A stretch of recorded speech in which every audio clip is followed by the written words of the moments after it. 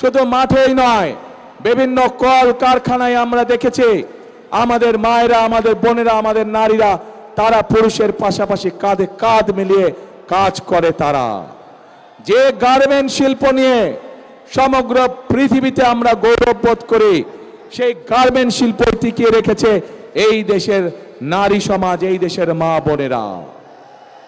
প্রিয় ভাই বোনেরা, আজ আমরা অত্যন্ত কষ্টের সাথে দেখছি, অত্যন্ত ঘৃণার সাথে দেখছি এই যে নতুন জালেম, যাদেরকে মানুষ গুপ্ত হিসাবে চিনে, এই জালেমদের নেতা সে 2 দিন আগে প্রকাশ্যে বলেছে বাংলাদেশের নারীদেরকে সে একটি অত্যন্ত কলঙ্কিত শব্দ দিয়ে ব্যবহার করেছে।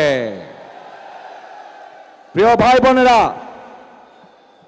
যেই ব্যক্তি বা যেই দলের তার দেশের মা বোনদের প্রতি বিন্দুমাত্র শ্রদ্ধা নেই, যেই নেতা, যেই দলের নেতাকর্মীদের নিজের দেশের মা বোনদের কষ্টের প্রতি বিন্দুমাত্র সম্মান নেই, তাদের কাছ থেকে আর যাই হোক বাংলাদেশ কখনো অগ্রগতি আশা করতে পারে না।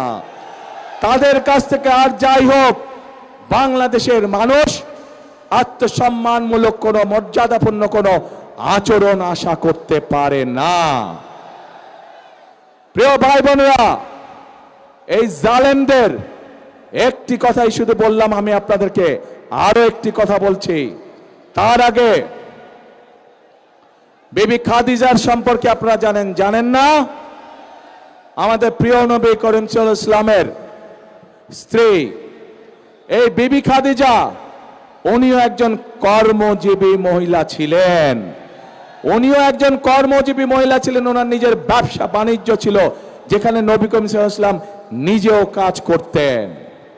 প্রিয় ভাই বোনেরা, এরা বলে ইসলামের রাজনীতি করে, অথচ নবীর স্ত্রী নিজে যেখানে একজন কর্মজীবী মহিলা ছিলেন, সেখানে কেমন করে একটি রাজনৈতিক দলের নেতা এবং কেমন করে সেই রাজনৈতিক দলটি তাবৎ বাংলাদেশের নারী সমাজকে এমন একটি কলঙ্কিত শব্দ জর্জরিত করলো।